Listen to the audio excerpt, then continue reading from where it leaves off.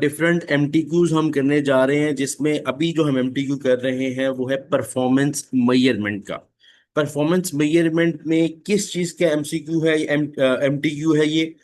इसमें आपको अगर हम एक पूरा रिव्यू करें एमटीक्यू नंबर 1 की, तो इसमें हमें क्रिटिकल सक्सेस फैक्टर्स का पूछा गया है। उसके बाद मेरा ख्याल है कुछ रेशियोज वगैरह हैं। तो एमटीक्यू 1 इससे रिलेटेड है, परफॉर्मेंस मेजरमेंट से। तो हम हर एमटीक्यू के से पहले टॉपिक चैप्टर डिस्कस करेंगे और फिर हम उसको देखेंगे। परफॉर्मेंस मेजरमेंट अगर हम देखें, एक क्विक रिव्यू देखें परफॉर्मेंस मेजरमेंट का, तो हमने इसमें ये पढ़ा हुआ है कि मैनेजमेंट की परफॉर्मेंस को मेजर करना जरूरी है। अब उसमें फाइनेंशियल मेजर्स भी हैं, नॉन फाइनेंशियल मेजर्स भी हैं, बैलेंस स्कोर का टॉपिक भी है। मतलब डिफरेंट टॉपिक्स हैं, रेशियोज एनालिसिस भी है। फिर उसके बाद कंट्रोलेबल ट्रेसेबल प्रॉफिट के बारे में भी बताया गया है। तो उससे रिलेटेड एक है जिसमें हम सबसे पहला जो स्टार्ट करने जा रहे हैं वो कह रहा है टास्क नंबर 1। टास्क नंबर 1 में एमटीक्यू नंबर 1 कह रहा था सीनियर मैनेजमेंट। वो कह रहा है जरा गौर से देखो, जब भी तुम लोग F2 में एमटीक्यू का ये सीन है कि जब भी तुम लोगों एग्जाम में एमटीक्यू आएंगे तो वो एमसीक्यू की तरह नॉर्मली वैसे होते हैं, लेकिन अब थोड़े चूंकि टेक्निकलिटीज ज्यादा हो गई हैं, तो इसलिए मैं आपको ये रेकमेंड करूंगा कि एमटीक्यू में पढ़ना पढ़ना गौर से सवाल पढ़ना बड़ा जरूरी है। सिर्फ नॉलेज हो और प्रैक्टिस ना हो तो तंगी होगी, ठीक है ना। इसीलिए आपने जब भी सवाल करना है इसमें, मैं इसलिए प्रैक्टिस सेशन रखा है ताकि स्टूडेंट्स जिनके एग्जाम है वो इजीली इसको कैटरअप कर पाए। ठीक है। The senior management of ABC company are considering what measures both financial and non financial to use. हम कौन से परफॉर्मेंस मेजर्स लें, यानी कौन से परफॉर्मेंस मेजर्स लें फाइनेंशियल और नॉन फाइनेंशियल दोनों लिहाज से, to use as a KPI in their business. KPI की परफॉर्मेंस इंडिकेटर क्या होता है, जरा समझो केपीआई क्या होता है। देखो फॉर एग्जांपल, एक काम है जो मेरे लिए बड़ा इंपॉर्टेंट है, मेरे लिए बड़ा इंपॉर्टेंट।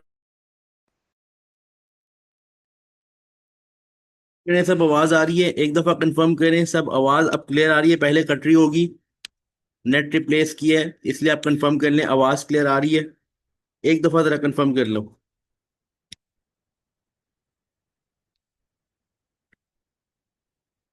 बस ठीक है, ठीक है, चलो कंटिन्यू करते हैं। अच्छा, तो हम पढ़ रहे थे तक कि की हम ये देख रहे थे कि की परफॉर्मेंस इंडिकेटर केपीआई क्या होता है। मैं साथ साथ इसलिए बता रहा हूँ ताकि आपका वो चैप्टर में थोड़ी बहुत टर्मिनोलॉजीज वगैरह रिवाइज हो जाए। केपीआई ये होता है कि अगर आपके लिए काम बड़ा एक इंपॉर्टेंट है, जिस तरह फॉर एग्जांपल मेरे लिए बहुत इंपॉर्टेंट है, मेरे लिए बहुत इंपॉर्टेंट है कि फॉर एग्जांपल मैं क्या कहते हैं किसी मार्केट में कोई प्रोडक्ट बेच रहा हूं, तो मेरे लिए बहुत इंपॉर्टेंट है कि कस्टमर जब आए तो नाराज होके ना जाए। मेरे लिए बहुत इंपॉर्टेंट है कि कस्टमर जब आए तो नाराज होके ना जाए, यानी मेरे पास आ रहा है तो वो मैं उसकी जो भी सर्विसेज, जो इशू आफ्टर सेल्फ सर्विस कुछ भी अगर इशू है तो वो नाराज होके ना जाए, फौरन मैं उसका मसले का हल निकालूं। तो अब इस परफॉर्मेंस में यानी ये वाला काम हो, या ये वाला काम मेरे पास हो रहा है या नहीं हो रहा है, यानी मैं इस चीज में कामयाब हो रहा हूँ या नहीं हो रहा है, यानी कस्टमर को सेटिस्फाई करने में मेरा बिजनेस कामयाब हो रहा है या नहीं हो रहा, इसके इसको इंडिकेट कैसे करेंगे? मैं देखूंगा कैसे इंडिकेट करेंगे। हम इसमें देख सकते हैं कि कस्टमर का फीडबैक क्या है, हम इसमें देख सकते हैं कस्टमर रिटर्न कितना आ रहा है, हम इसमें देख सकते हैं कस्टमर वापस आके वो क्या कहते हैं लॉयल्टी क्या है, कि कस्टमर आगे बंदे लेके आ रहा है, रिटेन हो रहा है और आगे बंदों को रेफर कर रहा है। अगर ये चीज ज्यादा है तो इसका मतलब मैं अच्छा चल रहा हूं। तो ये जो मैं फीडबैक ले रहा हूं, या मैं इस चीज को देख रहा हूं कि कस्टमर रिपीट हो रहा है, या मैं ये देख रहा हूं कि कस्टमर जो है आगे लोगों को बता रहा है, ये है की परफॉर्मेंस इंडिकेटर केपीआई। केपीआई क्या होता है? वो इंडिकेटर जो आपके एग्जैक्ट सक्सेस फैक्टर को इंडिकेट कर रहा होता है। सक्सेस फैक्टर यानी कि हमारा सक्सेस फैक्टर ये है कि कस्टमर नाराज ना हो। जैसे मैंने बताया था शुरू में कि हम चाहते हैं हमारा कस्टमर नाराज हो, ये हमारा क्रिटिकल सक्सेस फैक्टर है। क्रिटिकल सक्सेस फैक्टर वो फैक्टर होता है जो आप चाहते हो कि जिसमें आप सक्सीड करो। जो आप चाहते हो वो क्रिटिकल सक्सेस फैक्टर है, और जो आप चाहते हो क्या वो हो रहा है या नहीं हो रहा वो आपको केपीआई बताएगा, ये मतलब है। ताकि आपके जहन में ये दो वर्ड्स बड़े क्लियर होने चाहिए। देखो वो ये पूछ रहे टास्क 1 में, व्हाट क्रिटिकल सक्सेस फैक्टर, कौन से ऐसे क्रिटिकल सक्सेस फैक्टर हैं does each of the following KPI measure. यानी ये केपीआई कौन से क्रिटिकल सक्सेस फैक्टर को मेजर करते हैं, यानी केपीआई उसने आपको दिए हैं और वो क्रिटिकल सक्सेस फैक्टर पूछ रहे हैं कि कौन से आपके हैं। तो हम देखते हैं, एक एक करके देखते हैं जरा। सबसे पहले वो कह रहे हैं मार्केट शेयर। देखो, मार्केट शेयर का मतलब होता है कि आपका मार्केट में कितना हिस्सा है। आपका मार्केट में कितना हिस्सा है। फॉर एग्जांपल आपका मार्केट में अगर 100 कस्टमर है, 100 में से आपके पास 10 कस्टमर आते हैं, तो इसका मतलब आपका मार्केट में 10% हिस्सा है। अगर 20 आते हैं तो 20% हिस्सा है।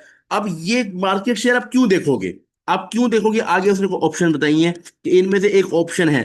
तो ये हमारे, ये हमें डाउन में दिए हैं, ये सारे केपीआईज हैं, ये सारे केपीआईज हैं, ये जो डाउन में आपको दिए हैं ये सारे क्या हैं, ये केपीआईज हैं। अब ये जो ये केपीआई है कि मार्केट शेयर, ये वाला केपीआई की मार्केट शेयर, ये किसका केपीआई हमने चारों देखने हैं। तो मार्केट शेयर क्या होता है कि आप देख रहे हो कि आपका मार्केट में कितना हिस्सा है। तो चार ऑप्शन है, competitiveness, innovation, resource utilisation, customer satisfaction. एक एक करके पढ़ते हैं। कस्टमर सेटिस्फेक्शन कोई ताल्लुक नहीं, कस्टमर सेटिस्फेक्शन का मार्केट शेयर से कोई ताल्लुक नहीं है। मार्केट कस्टमर सेटिस्फेक्शन ये होता है कि अगर वो कहता है कस्टमर रिपीट कितना हो रहा है, कस्टमर नाराज कितना हो रहा है, तो हम देखते हैं, कस्टमर की बात करता है। रिसोर्स यूटिलाइजेशन ये होता है कि आपके पास जो चीजें अवेलेबल हैं, आपके पास जो चीजें अवेलेबल हैं वो कितने अच्छे तरीके से आप यूज कर रहे हो, इसका ताल्लुक मार्केट शेयर से नहीं। इनोवेशन ये होता है कि आप सीख कितना रहे हो, आप लर्न कितना कर रहे हो, ठीक है। और कंपेटिटिवनेस जो कि इसका आंसर है, ये मार्केट शेयर का सीएसएफ है, यानी क्रिटिकल सक्सेस फैक्टर है। कैसे? क्योंकि कंपेटिटिवनेस होता है कि आप देख रहे होते हो कि आपका मार्केट में कंपेटिटर्स के साथ क्या हिसाब किताब है, आप पूरी मार्केट में कहां बैठते हो, कितने कंपेटिटर्स आपसे डाउन आते हैं, कितने कंपेटिटर्स आपसे अप आते हैं, आपका कितना हिस्सा मार्केट में, जो कि मार्केट शेयर कहलाता है। तो इसका होगा कंपेटिटिवनेस। दूसरा, नंबर ऑफ कंप्लेंट्स, ये तो सीधा आपको पता है कि कस्टमर सेटिस्फेक्शन से रिलेटेड है, ये जितनी कंप्लेंट ज्यादा इसका मतलब कस्टमर सेटिस्फाई नहीं है। प्रोडक्टिविटी रेशो ये होता है, प्रोडक्टिविटी रेशो का अपना मतलब ये होता है कि आप जो इनपुट आपके पास है उसके बदले आउटपुट कितना जनरेट कर रहे हो। मैंने आपको बोला कि 100 केजीज आपको दिए और आपको बोला कि आउटपुट बनाओ, आपने इससे 90 केजीज आउटपुट बनाए। एक और बंदे को मैंने 100 केजी दिया, उसने बनाए 95। तो ऑब्वियसली प्रोडक्टिविटी रेशियो इसकी ज्यादा ना कि इसने 100 केजी से 95 केजी आउटपुट निकाला, आपने 100 से 90 निकाला, तो मैं बोलूंगा वो बंदा ज्यादा प्रोडक्टिव है, वो बंदा ज्यादा प्रोडक्टिव है, उसने ज्यादा प्रोडक्शन, ज्यादा प्रोडक्टिविटी रेशियो अच्छी रखी, 95% रखी है। यानी 100 केजी उसको दिए तो उसने 95 केजी आउटपुट निकाला। तो भाई ये है, इसका मतलब वो अच्छे तरीके से यूटिलाइज कर रहा है रिसोर्सेज को, रिसोर्सेज यानी मटेरियल, लेबर, जो भी, उसको अच्छे तरीके से यूटिलाइज कर रहा है, इसीलिए प्रोडक्टिविटी रेशो आएगा रिसोर्स यूटिलाइजेशन में। प्रोडक्टिविटी रेशो आएगा रिसोर्स यूटिलाइजेशन में, क्योंकि वो रिसोर्स को अच्छे तरीके से यूटिलाइज कर रहा है, वो रिसोर्स को अच्छे तरीके से यूटिलाइज कर रहा है। प्रोडक्टिविटी रेशो इस चीज को बताती है कि अच्छे तरीके से या बुरे तरीके से, जो भी, लेकिन रिसोर्स यूटिलाइजेशन इसका एक सीएसएफ है, क्रिटिकल सक्सेस फैक्टर है। और लास्ट पे स्टाफ एब्सेंटीज्म, स्टाफ छुट्टियां कर रहा है। अब देखो, वैसे नॉर्मली स्टाफ छुट्टी कर रहा है ना, इसकी दो रीजंस हो सकती है, जरा गौर से अकल अकल लगानी है, अकल लगानी है। स्टाफ इस वजह से छुट्टियां ज्यादा कर रहा हो सकता है कि स्टाफ को वर्किंग एनवायरनमेंट पसंद नहीं है। एक रीजन तो ये है ना कि छुट्टियां क्यों करता है कि यार ठीक है, दिल नहीं कर रहा मेरा वर्किंग एनवायरनमेंट, यार जाऊंगा, कोई मोटिवेशन नहीं है। देखो, जब आप काम पे, जब जॉब पे जा रहे होते हो ना, सुबह सुबह उठते हो, तो आपको या तो आप मोटिवेट होते हो रोज कि यार मैं काम पे जाना, खुशी से काम करना है, मैं बेस्ट काम करूंगा, क्योंकि आप दिल से काम करते हो। या दूसरा हाल ये दूसरी चीज ये होती है कि आप कहते हो यार आज भी काम पे जाना पड़ेगा। तो आप छुट्टियां जब कर रहे हो, इसका मतलब आप मोटिवेटेड नहीं हो। तो इसका वैसे तो स्टाफ एब्सेंटीज्म जनरली देखा जाए तो इसलिए होता है कि वर्क कंडीशन सही नहीं है।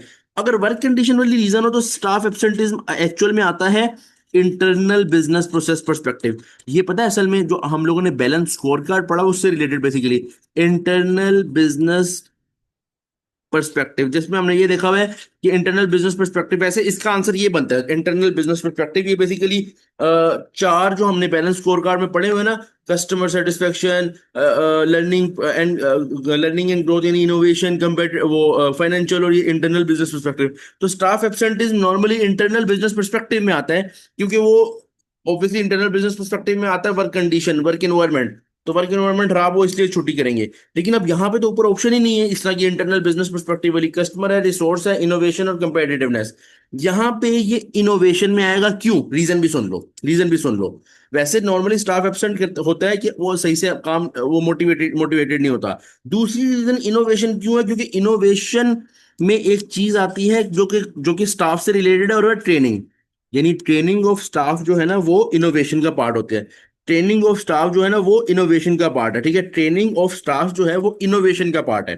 ठीक है, अब गौर से देखना, अगर आप स्टाफ को सही से ट्रेन कर रहे हो उसका मतलब आप इनोवेशन और लर्निंग की तरफ जा रहे हो सकता है स्टाफ एब्सेंटिज्म यानी स्टाफ जो छुट्टी कर रहे हैं, क्योंकि ट्रेनिंग से आती है मोटिवेशन, ट्रेनिंग जब आपको प्रॉपर ट्रेन किया जाता है, बताया जाता है अब आपने ये करना है, अब आपने ये स्टेप लेना है, तो आप मोटिवेटेड होते हो, हमें बता रहे हैं, हमारे हेड्स हमें बता रहे हैं, हम उस क्लास से चलें। अगर आपको ऐसी काम दे दीजिए और बोले रिजल्ट चाहिए बेटा, अगर तुमने रिजल्ट ना कमाए ना फांसी भी लटका देंगे, तो तुम डरे डरे रहोगे, मोटिवेटेड नहीं होगे, जाओगे नहीं, छुट्टी कर लोगे काम से, यार ठीक है यार देखी जाएगी, मेरा कौन सा काम है अपना।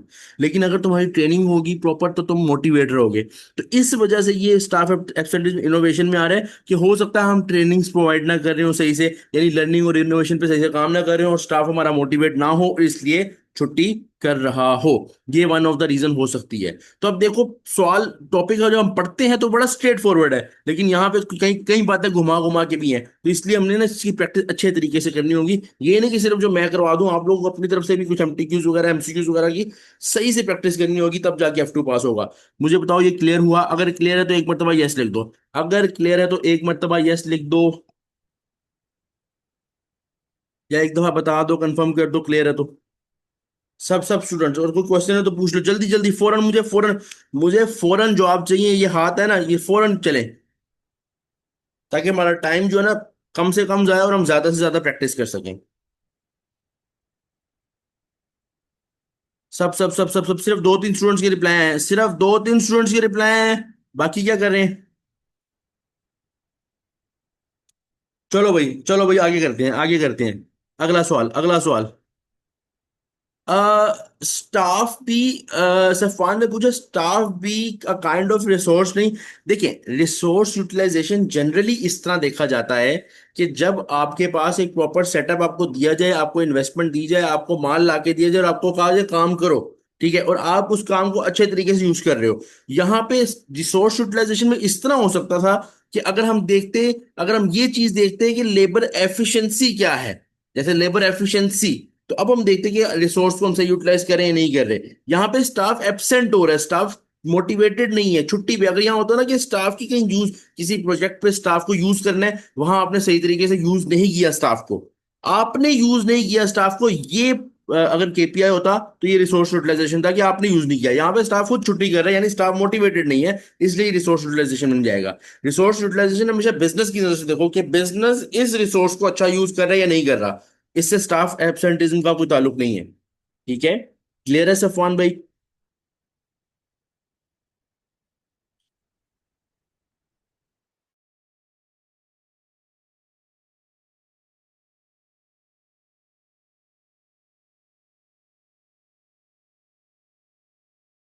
सफवान भाई क्लियर है, एक बार कंफर्म कर दो।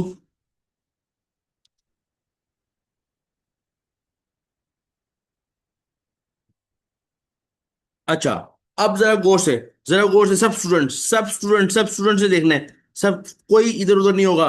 इंटरनेट का भी एकदम से वो झटका आया था, थोड़ा इशू हुआ था, इसलिए में भी आप लोगों को फील हुआ हो, लेकिन कोई इधर उधर नहीं होगा, कोई इधर उधर नहीं होगा। अच्छा, अब हम लोग जा रहे हैं towards our next next. The managing director has stated, managing director ये बोला कि मैनेजिंग डायरेक्टर होता है बिजनेस में सबसे ऊपर लेवल पे, जो मालिक भी होता है, खुद मालिक भी हो सकता है, और इस तरह का मतलब कि एक अच्छे लेवल पे काम कर रहा होता है। ठीक है, मैनेजिंग डायरेक्टर ने बोला दैट इम्प्रूव्ड प्रोडक्टिविटी, यानी प्रोडक्टिविटी ऊपर बताया था ना, 100 से 90, 100 से 95, अच्छी productivity is the vital, important है in order to gain competitive advantage. यानी कि आपके एमडी ने बोला है कि जो आपकी प्रोडक्टिविटी जब इंप्रूव होगी तो इससे क्या होगा, आपको कंपेटिटिव एडवांटेज होगा। अब वो आगे बोल रहे complete the following, productivity is the measure of how, यहां पे कुछ लिखना है, goods and services have been produce. अब ऑब्वियसली जब एग्जाम में होगा तो ऐसे हाल ही फिल इन द ब्लैंक्स तो नहीं आएंगी ना। अब ऐसे तो नहीं होगा कि हाल ही अब आप क्या लिखो, यहाँ पे क्या चीज लिखो, कई चीजें लिखी जा सकती है यहाँ पे। तो ये असल में क्योंकि पेज पे ये प्रिंट है इसलिए इस तरह शो हो रहा है, पेपर में किस तरह शो होगा, पेपर में असल में ये कोई ड्रॉप डाउन मेन्यू होगा, जब आप उसको क्लिक करोगे तो पूरी लिस्ट नीचे आएगी, उस लिस्ट में से एक आपको चूज करना होगा, ये गेम है। इसलिए टेंशन नहीं लेनी, अगर कहीं पे पेपर पे पेस्टेड इस तरह इस टाइप का कोई सवाल देखो जनरली कहीं और भी, तो परेशान नहीं होना, पेपर में प्रॉपर बताएगा। अब इसके ड्रॉप डाउन में जो जितने भी पॉइंट्स है उसमें से सही आंसर था, अगर मैं आपको बताऊं, वैसे डायरेक्टली बता रहा हूं यहाँ पे, हाउ एफिशिएंटली यहाँ पे आंसर बनता है। यानी कि productivity is the measure of how efficiently goods and services have been produce. जैसा मैंने आपको बताया कि 100 पे आगे 90, 100 पे आगे मतलब क्या कहते हैं 100 पे 90 या 100 पे 95। अच्छा, किसी ने पूछा कि ये एमटीक्यू पास पेपर्स हैं। एक्चुअली ये एमटीक्यू इस टाइप के हैं जो कि कुछ पास पेपर इन सेंस बच्चों के रिव्यूज पे भी हैं, और ये बहुत इंपॉर्टेंट है। ये बहुत इंपॉर्टेंट है, स्टूडेंट से पूछ के बनाए गए, स्टूडेंट से पूछ के फीडबैक लेके ये एमटीक्यूज बनाए गए हैं। और इनमें से काफी जो है पेपर में आए हुए हैं। कुछ ऊपर नीचे इस तरह हो सकता है कि कुछ टर्म्स ऊपर नीचे हों, लेकिन ये तकरीबन एक समझ लें कि पास पेपर में से, क्योंकि पास पेपर नॉर्मली पब्लिश नहीं होते। ये तो हाँ, वो एग्जाम में जो बच्चों से पूछ के एक बना लिए जाते हैं उस टाइप के, इसलिए ये बहुत इंपॉर्टेंट है, ये करके जाने सबने। अच्छा, तो यहाँ पे एफिशिएंटली आएगा। एफिशिएंटली का मतलब कि कितने बेहतर तरीके से गुड्स और सर्विसेज को बनाया गया, प्रोड्यूस किया गया, प्रोडक्टिविटी ये है, ठीक है। एफिशिएंटली के साथ और भी लिखा होता है, इफेक्टिवली, इकोनॉमिकली, या फिर उसके अलावा क्या कहते हैं, और भी कुछ टर्म्स लिखी हो सकती है, लेकिन ये एफिशिएंटली इसका सही टर्म टर्म है। ओबियसली मैं यहाँ पे गिवन नहीं है, इसलिए मैंने डायरेक्ट बता दिए। अच्छा, टास्क 3। टास्क 3 में रेशोज हैं। अच्छा, ये जब हम रेशो करेंगे तो हमारा एमटीक्यू नंबर 1 खत्म हो जाएगा, यानी एक एमटीक्यू इतना ही है। ठीक है, टास्क 3 में हमें रेशोज बतानी है, तो इसलिए परेशान होने की जरूरत नहीं है। बहुत से स्टूडेंट ना इस वजह से भी परेशान होते हैं। बहुत से स्टूडेंट्स इस वजह से भी परेशान होते हैं कि क्या कहते हैं, मतलब समझ लो कि एमटीक्यू आएगा तो पता नहीं कैसा होगा, होगा भी या नहीं होगा। नो डाउट टेक्निकल आता है, लेकिन इतना टेक्निकल नहीं होता कि आपको नॉलेज और फिर भी आप ना कर पाओ। नॉलेज होता है जब आप थोड़ी प्रैक्टिस करते हो, अपने आप को बेहतर करते हो, तो ऑब्वियसली एग्जाम में फिर it's not that much big game. बच्चे पास करते हैं, अच्छे अच्छे नंबर लेते हैं। रिसेंटली एक मेरे स्टूडेंट है, उन्होंने एफएमए में 99% नंबर लिए हैं। 99%। मे भी मैं उनके साथ कोई इंटरव्यू वगैरह ऑनलाइन अरेंज करूँ, कि पूछूं उनसे, कुछ फीडबैक वगैरह लूं, और उनसे पूछूं उनको क्या आया था पेपर में। 99% समझते हो, यानी कि एक नंबर सिर्फ कटा है, वो भी एमटीक्यू में से कोई एक आधा कटा होगा। तो बच्चे लेते हैं नंबर, बच्चे लेते हैं नंबर, लेकिन बात यह है कि मेहनत मेहनत है, आपके लिए मेहनत करनी पड़ेगी। अच्छा, अब अगर आप देखो तो वो कह रहा है कि टास्क 3 में कह रहा है, मैनेजिंग डायरेक्टर ने हमें बोला, has asked you to calculate a number of ratios using the following information. ठीक है, कुछ रेशोज निकालनी है, ये एक सवाल है। और ये यहाँ पे बताया, सबसे पहले वो कह रहा है रिसीवेबल कलेक्शन पीरियड। सबसे पहले वो कह रहा है receivable collection period, assuming you have 365 days in the year. हमने निकालने रिसीवेबल कलेक्शन पीरियड। अब रिसीवेबल कलेक्शन पीरियड का क्या फॉर्मूला है? रिसीवेबल कलेक्शन पीरियड का क्या फॉर्मूला, कोई बताएगा? ऑडियो ओपन करके कोई बताएगा? कोई स्टूडेंट यहाँ पे ऑडियो ओपन करके बोलेगा कि रिसीवेबल कलेक्शन पीरियड, मैं देखूं तो सही कितनी तैयारी है तुम लोगों की। कोई नहीं बताएगा? ओ भाई, इतने स्टूडेंट्स बैठे हुए हैं, कोई तो बताए रिसीवेबल कलेक्शन पीरियड का क्या फॉर्मूला है।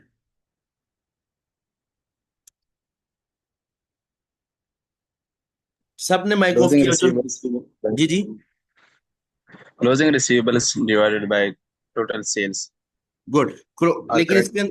इसके अंदर एक चीज है, अबू बकर भाई, इसके अंदर एक चीज ये है कि ऊपर आता है रिसीवेबल्स, यानी कि रिसीवेबल्स जो आपके पास होते हैं, डिवाइडेड बाय, आपने प्रायोरिटाइज क्रेडिट सेल्स को करना है। अगर क्रेडिट सेल्स ना गिवन हो, if credit sales are not mentioned, then total sales, फिर आपने टोटल सेल्स देनी है। डायरेक्टली टोटल सेल्स नहीं ले सकते, ठीक है। लेकिन ज्यादातर केसेस में ना टोटल सेल्स दी होती हैं। मल्टीप्लाई 365 करना है, क्योंकि डेज में आंसर निकालना है, तो हम ये वैल्यूज पुट करते हैं। हमारे पास ये देखो, ट्रेड रिसीवेबल गिवन है 96790, डिवाइडेड बाय क्रेडिट सेल्स नहीं गिवन, टोटल सेल्स गिवन है 1065220, मल्टीप्लाई 365। अब हम यहाँ पे कैलकुलेटर का इस्तेमाल करेंगे। 96790 divided by divided by 1065220, multiply 365। यह आ गया 33.16। आंसर आया 33.16। अच्छा, अब एक बात जरा देखिए, अब एक बात जो कि देखिए। अच्छा, सैफुल्ला ने बताया अगर क्लोजिंग रिसीवेबल गिवन ना हो, तो जो रिसीवेबल गिवन होते हैं वो क्लोजिंग रिसीवेबल ही होते हैं, सैफुल्ला भाई। अच्छा, अब ये जो आया ना 33.16, इससे आगे भी है। ये बात हमेशा याद रखना कि उसने, अगर उसने राउंड राउंड ऑफ की कोई बात की है, तो जरा फोकस रखना इस बात पे। कभी कभार स्टूडेंट्स कहते हैं ठीक है हमने सही निकाला था, लेकिन वो 2 डेसिमल लिख देते हैं, गलत हो जाएगा। उसने बोला 1 डेसिमल प्लेस। अच्छा, 1 डेसिमल प्लेस का मतलब पॉइंट के आगे एक डिजिट होना चाहिए। यानी कि 33 तो है, वो तो होगा पूरा, पॉइंट इसके आगे एक आना है। अब आगे है 16, तो 1 के आगे मतलब एक डिजिट तो रखना है, 1 तो रखना है, लेकिन उससे आगे अगर 5 से ऊपर है, यानी कि 1 के आगे 6 है। वन के अगर अगर 1 के आगे अगर 4 तक है, 1 2 3 4, यानी 1 1 होता तो मैं 33.1 लिखता, 1 2 पे भी, 1 3 पे भी, 1 4 पे भी। लेकिन 5 ये उससे ऊपर है, जैसे 1 6 है, तो मैं 33.2 लिखूंगा यहाँ पे। ये मेरा सही आंसर क्लासिफाई होगा। 33.1 भी गलत है, 33 हाली भी गलत है, 33.16 भी गलत है, 33.168 है तो 33.1617 कर लेना भी गलत है। बस राउंड ऑफ सही करना है, जो वो बोलेगा उसके मुताबिक करना है, जो वो बोलेगा उसके मुताबिक करना है। ठीक है, इस चीज का ख्याल रखना है। आगे इंटरेस्ट कवर। भाई इंटरेस्ट कवर का फॉर्मूला कौन मुझे बताएगा? ऑडियो ओपन करके कौन मुझे इंटरेस्ट कवर बेटा तुम आए हो क्लास में तो हम तुमको पूरे सवाल पूछेंगे। इंटरेस्ट कवर का क्या फॉर्मूला होगा जरा बताओ। और PBIT over interest. PBIT over interest, good यार, गुड। पीबीआईटी ओवर इंटरेस्ट, ठीक बोले लड़के ने। पीबीआईटी ऊपर आएगा और इंटरेस्ट नीचे आएगा। ठीक है, पीबीआईटी ऊपर आएगा और इंटरेस्ट नीचे आएगा। असल में ये बताता ये है कि आप कितनी बार अपना, क्योंकि पीबीआईटी होता है profit before interest and tax, इसमें से इंटरेस्ट निकलता है। तो ऊपर हम पीबीआईटी रखते हैं, नीचे इंटरेस्ट। अब फॉर एग्जाम्पल आंसर आता है 2 टाइम्स, क्योंकि आंसर इसका टाइम्स में होता है, ठीक है ना। 2 टाइम्स, अगर इसका आंसर आ गया 2 टाइम्स में, या जिस तरह भी आ गया, जो भी 2.2 आएगा, हाली तो 2.0 वो मतलब टाइम्स में आएगा। अगर फॉर एग्जाम्पल 2 आंसर आता है तो इसका मतलब ये है कि आपके पास इतना पीबीआईटी था कि वो आपके 2 इंटरेस्ट को कवर कर सकता था। जिस तरह मैं एक एग्जांपल से बताता हूँ, यहाँ हम देखते हैं पीबीआईटी है क्या, पहले देखो तो सही, फिर मैं आपको बताता हूँ। पीबीआईटी हमारे पास है प्रॉफिट। अच्छा, एक चीज जरा गौर से ये लिखा हुआ है profit after interest but before tax. अब देसी में मैं भी पीबीआईटी कंसीडर करने लगा था, लेकिन वो पीबीआईटी नहीं है, ये है पीबीटी है बेसिकली। ये पीबीटी होता है कि प्रॉफिट आफ्टर इंटरेस्ट लेकिन बिफोर टैक्स, यानी सिर्फ इसमें टैक्स माइनस होना है।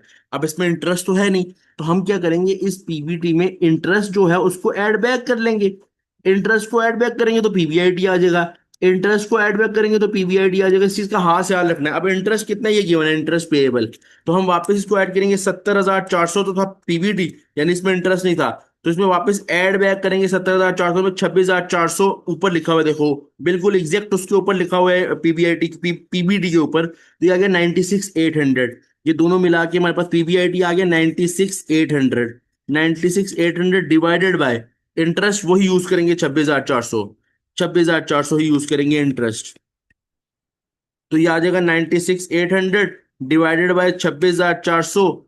ये आ गया भाई, ये कैलकुलेटर को क्या हो गया, 96,800 डिवाइडेड बाय 26,400। 26,400। अबे यार, ये कैलकुलेट करो तो तुम लोगों में से क्या आंसर आ रहा है यार।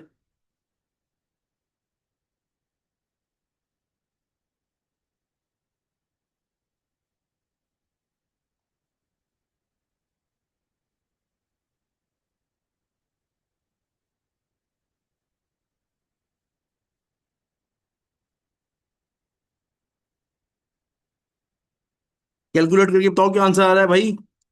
96,800 डिवाइड बाय 26,400।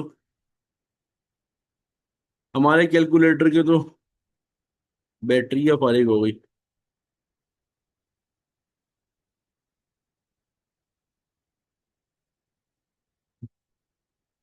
अच्छा, 3 लड़के का वैसे आंसर आ रहा है 3.67, लेकिन ऑब्वियसली चूंकि अगर ये 3.67 आ रहा है, हमें करना है उसको 1 डेसिमल पे, तो ये आ जाएगा 3.7, क्योंकि 1 डेसिमल करना है। 3.7 मल्टीप्लाई 100 नहीं करना है यहाँ पे, किसी ने यहाँ पे मल्टीप्लाई 100 नहीं करना है, किसी ने यहाँ पे मल्टीप्लाई 100 नहीं करना, क्योंकि ये पॉइंट 3.6666 आंसर आ रहा है ना, तो 3.7 हो जाएगा ये। ठीक है, 1 डेसिमल प्लेस, सारों को 1 डेसिमल प्लेस पे रखना है। ठीक है, उसके बाद करंट रेशो का फॉर्मूला मुझे कौन बताएगा?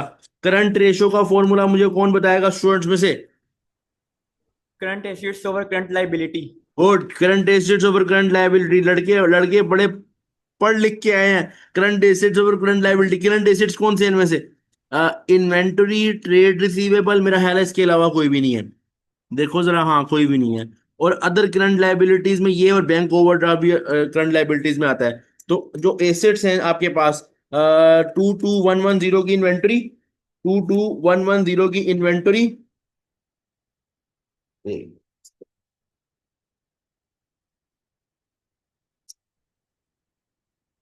22,110 की इन्वेंटरी हो गई, प्लस 96,790, ये आ गया 11,8,900 के। तो करंट एसेट्स आ गए, डिवाइड बाय करंट लाइबिलिटीज में है 27,600 की, 27,600 की करंट आपके पास लाइबिलिटी बैंक ओवरड्राफ्ट के तौर पे, और 46,720, ये आ गया आपके पास 74,320 की करंट लाइबिलिटी, 74,320 की करंट लाइबिलिटी। बस अब 118 900 डिवाइडेड बाय कर दो 74320। तो ये आंसर कैलकुलेटर दोबारा से क्यों हो गया 1.5 1.599 1.5 एक मिनट 1.599 आ रहा है। ठीक है, तो हो जाएगा ये 1.599 आ रहा है क्योंकि हमें 1 डेसिमल करना है, तो फिर 1.6 इसका आंसर हो जाएगा। यहां तक क्लियर है? यहां तक क्लियर है स्टूडेंट? जरा कंफर्म करो, जरा कंफर्म करो, क्लियर है यहां तक सबको? अच्छा, एक क्विक रेशियो वो भी निकाल देते हैं, क्विक रेशियो भी निकाल देते हैं। क्विक रेशियो में बस ये फर्क है, करंट एसेट्स में इन्वेंटरी नहीं डालनी, यानी कि यहाँ पे करंट एसेट जो हैं उसमें इन्वेंटरी नहीं डालनी। अच्छा, कभी कभार स्टूडेंट्स पता क्या करते हैं, कभी कभार स्टूडेंट्स पता क्या करते हैं, ये गलती देखना स्टूडेंट्स की, कभी कभार क्या करते हैं, कभी कभार स्टूडेंट्स ये करते हैं, जरा गौर से, वो ना ट्रेड रिसीवेबल और कैश और इन्वेंटरी पड़ी होती है, तो वो इन्वेंटरी जब निकालनी है ना, तो या तो फिर पूरे करंट एसेट्स में से माइनस करो, या फिर जब करंट एसेट्स लिखो तो इन्वेंटरी ना लिखो। कुछ स्टूडेंट्स ऐसा लिखते हैं कि receivable plus cash minus inventory, वो गलत हो जाएगा। खाली रिसीवेबल और कैश अगर ऐड कर दिया, खाली अगर रिसीवेबल और कैश अगर ऐड कर दिया, खाली रिसीवेबल और कैश अगर ऐड कर दिए, तो बस इन्वेंटरी नहीं ऐड की ना, बस वो आ गया विदाउट इन्वेंटरी एसेट्स। तो स्टूडेंट्स रिसीवेबल प्लस कैश में से इन्वेंटरी माइनस कर देते हैं, वो गलत हो जाता है। या तो पूरे करंट एसेट में से इन्वेंटरी माइनस करो। अब जैसे यहाँ पे ट्रेड रिसीवेबल गिवन है 96790, तो बस ऊपर इन्वेंट्री ना लो, बस खाली रिसीवेबल 96790 और लाइबिलिटी वही आएगी 74320। 96790 डिवाइडेड बाय 74320, 1.302, एक 1.302, हाँ 1.30 है, तो बस 1.3 इसका आंसर आ जाएगा, 1.3 इसका आंसर आ जाएगा। मुझे बताओ क्लियर है यहां तक? यहां तक क्लियर है? बताओ, एक दफा कंफर्म कर दो यहां तक क्लियर है सब स्टूडेंट्स? यहां पे हमारा एमटीक्यू परफॉर्मेंस मेजरमेंट का पहला एमटीक्यू कंप्लीट हो गया।